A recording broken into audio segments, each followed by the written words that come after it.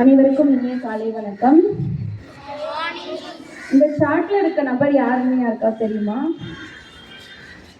யாரா இருந்தா முன்னாடி வந்து சொல்லுங்க. யாருக்கா தெரியுமா? சோனம் வாங்சும். கரெக்டான பதில் சோனம் வாங்சும்.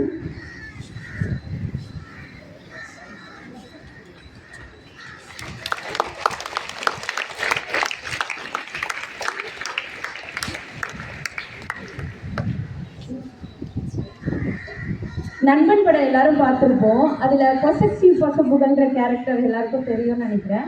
அந்த கேரக்டரை மையமாக வச்சு எடுத்ததே நம்ம ரியல் லைஃப் ஹீரோவான சோனம் வாங்சும் வச்சு தான். கரெக்டாக அவர் செப்டம்பர் 1, 1966 லடாக்ல பிறக்கிறாரு. அவரோட சிறு வயது கல்வியை தன் தாய்கிட்ட கற்றுக்கிறாரு. அதுக்கப்புறம் பள்ளிக்கு போகிறாரு. ஆனால் அங்கே இருக்க ஆங்கில வழி கல்வி வந்து அவருக்கு ரொம்ப கடினமாக இருக்குது. ஆனால் அவர் அதை பெரிய விஷயமா எடுத்துக்காம ஸ்ரீநகரில் இருக்கிற த நேஷனல் இன்ஸ்டிடியூட் ஆஃப் டெக்னாலஜியில் மெக்கானிக்கல் இன்ஜினியரிங் முடிச்சுட்டு வெளில வராரு. அப்படி வெளில வந்து அவர் பார்க்குறாரு, அவங்க லடாக் பகுதியில் இருக்க மாணவர்களோட தேர்ச்சி விகிதம் வந்து ஒரு 5% மட்டும்தான் இருக்குது. ஸோ இதுக்காக என்ன பண்ணலான்னு யோசிக்கும் போது 1988 அவரோட 22வது வயதில் student educational and cultural movement of Ladakh என்ற அமைப்பை அவர் ஸ்டார்ட் பண்ணுறாரு. ஸோ அதில் என்ன சொல்கிறாங்க, அந்த அமைப்பில் என்ன சொல்லித்தராங்கன்னா, புத்தக கல்வியை விட நடைமுறை கல்வி, அதாவது எந்த ஒரு பாடத்தையும் வந்து செயல்முறையில் செஞ்சு கற்றுக்கணும் அப்படின்றது தான் அந்த அமைப்போட ஒரு நோக்கம். அதுலேயும் தோல்வியடைந்த மாணவர்களுக்கு வந்து ஒரு புதிய வந்து வாய்ப்பு அளிக்கிறாங்க. அங்கே என்னெல்லாம் கற்றுத்தருவாங்க அப்படின்னா, இயற்கை வேளாண்மை, சூரியாற்றல் அதாவது சோலார் சிஸ்டம், தன்னிறைவு வாழ்க்கை, தனக்கு தேவையானதை தானே செஞ்சு அவங்க வந்து அவங்க வாழ்க்கை முறையை நடத்திக்கணும், இவற்றையெல்லாம் கற்பிக்கிறாங்க. இதனால் 5% தேர்ச்சின்றது 95% அங்கே மாறுது.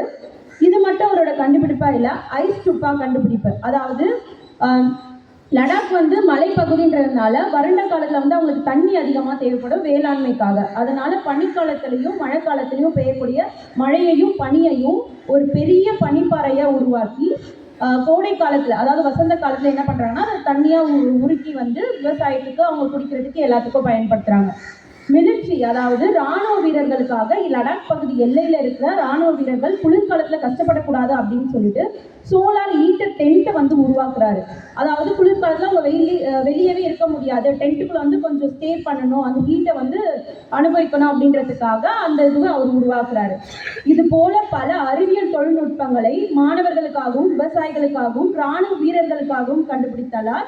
அவருடைய 14 விருதுல ஒரு 4 விருது, Ashoka fellowship 2002, the green teacher award 2004, CNN IBN real heroes award 2018, social entrepreneur of the year 2017, global award for sustainable architecture 2017. அவ்வளோ கஷ்டப்பட்டு இன்னைக்கு வந்து இவ்வளோ சாதனை பண்ணியிருக்காரு.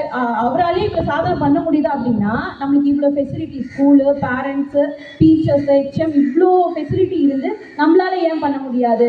இன்னிலிருந்தே எல்லாரும் என்ன பண்ணுறீங்க, உங்களோட விடாமுயற்சியோட படித்து இந்த சமுதாயத்திற்காக நம்ம ஒரு புது சாதனை படைப்போம் அப்படின்னு சொல்லி உறுதிமொழி எடுப்போம். நன்றி.